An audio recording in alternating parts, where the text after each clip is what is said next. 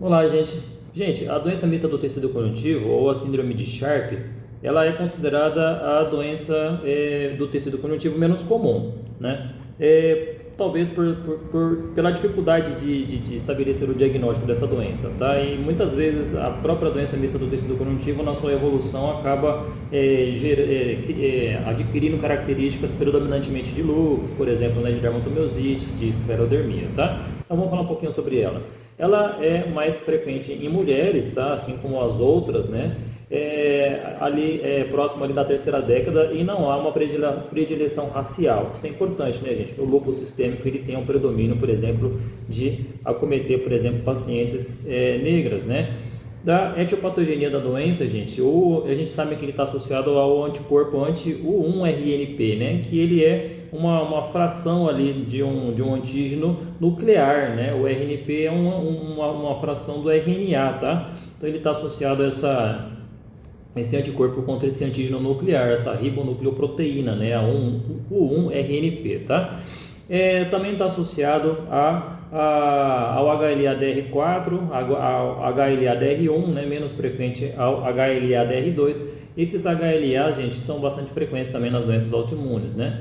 Em relação à característica clínica, a doença de Sharp, a síndrome de Sharp, ela pode se manifestar inicialmente como qualquer uma das outras colagenoses, né? Dermatomiosite, esclerodermia, artrite reumatoide, lúpus, síndrome de Sjögren, mas normalmente ela se manifesta com características de esclerodermia, gente, principalmente como o fenômeno de Renault. O fenômeno de Renault ele pode preceder por muitos meses, muitos anos ali as outras manifestações da doença mista do tecido conjuntivo, tá? Só que ele é uma doença, um Renault associado com outras manifestações um pouquinho mais específicas dessa doença, que seria esse edema das mãos, né? Nesse aspecto de dedos em salsicha ou em charuto, tá? Então, lembrar do desenho ali, tá vendo? É doença mista, misto, né?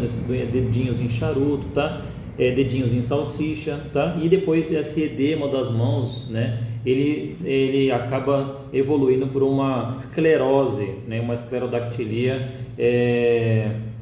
secundária ali a esse edema, tá? Associado também a telangiectasias periunguais, ou seja, manifestações típicas ali também da esclerodermia, tá?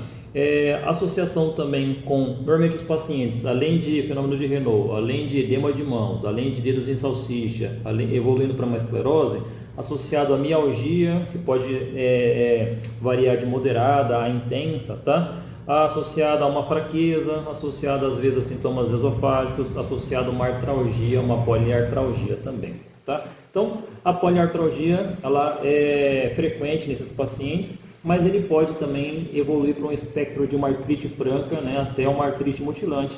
Esses pacientes com manifestações muito intensas articulares, normalmente o fator reumatoide ele é positivo na maioria dos casos, tá? Então, a mialgia, como eu falei para vocês, também é bastante frequente, né, em 80% dos pacientes, pode ser moderada, pode ser severa, e principalmente proximal, né, simulando ali sintomas de dermatomiosite também, tá?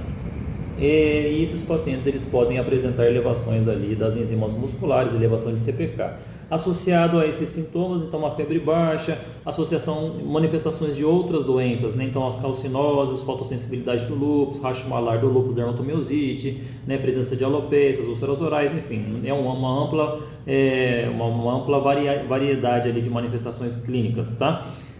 A doença mista do tecido conjuntivo, um dos sistemas mais importantes de valor prognóstico, né, e até de mortalidade, casos fatais, é o acometimento pulmonar, tá, gente? Que em 85% dos casos ele está acometido, ele pode se manifestar inicialmente de forma insidiosa, de forma assintomática, mas ele é tão importante com valor prognóstico que a gente recomenda a pesquisa, né, de acometimento pulmonar mesmo nos pacientes assintomáticos para introduzir o tratamento precocemente, visando ali já entendendo que o pulmão ali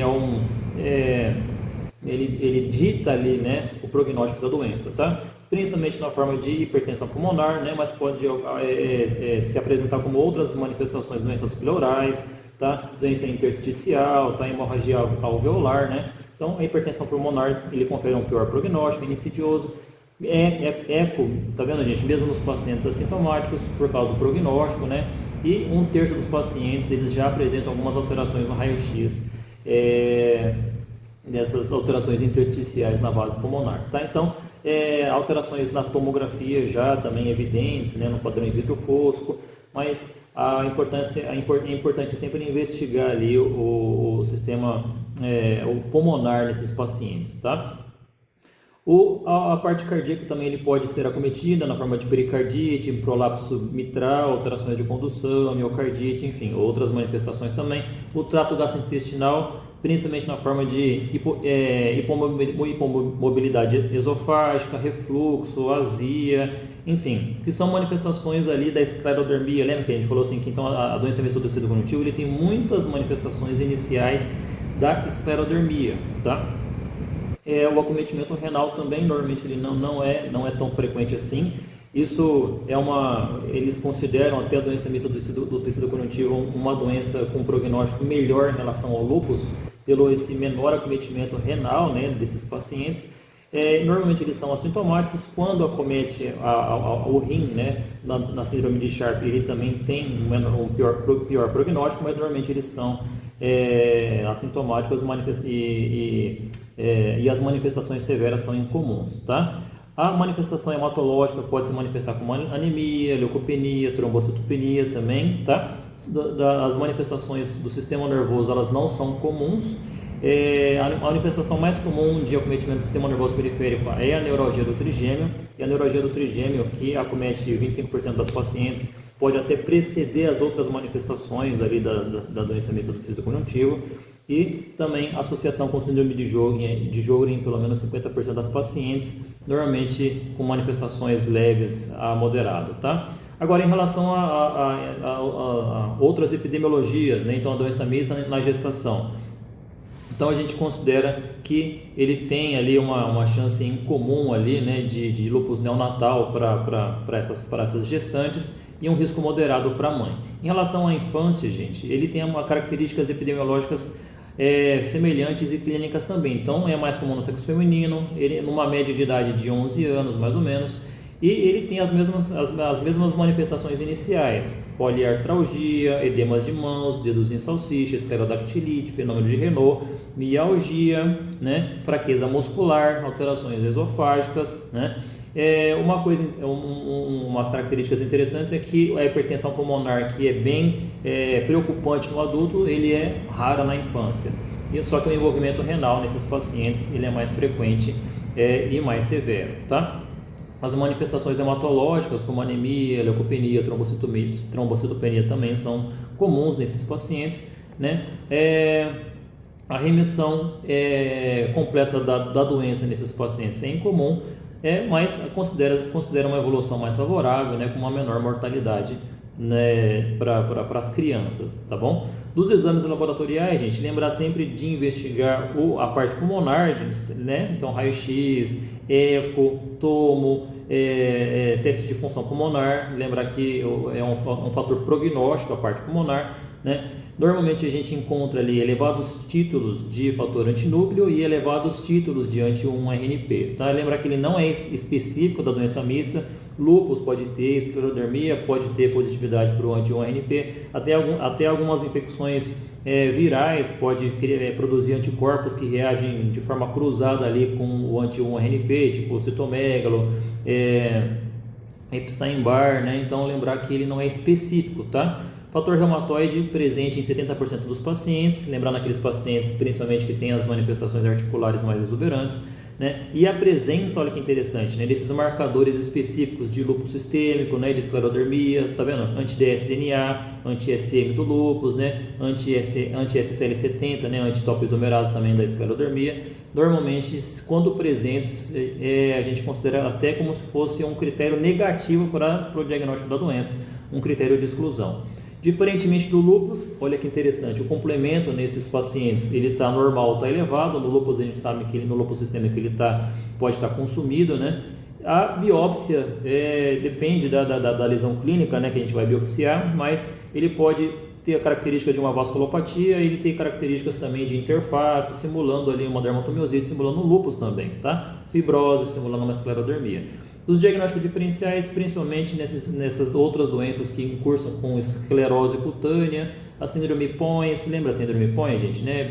Ele, dentro das manifestações cutâneas, tem hipertricose, tem angiomas glomeruloides, né? Tem esclerose cutânea, hiperpigmentação. A PCT também tem esclerose cutânea, né?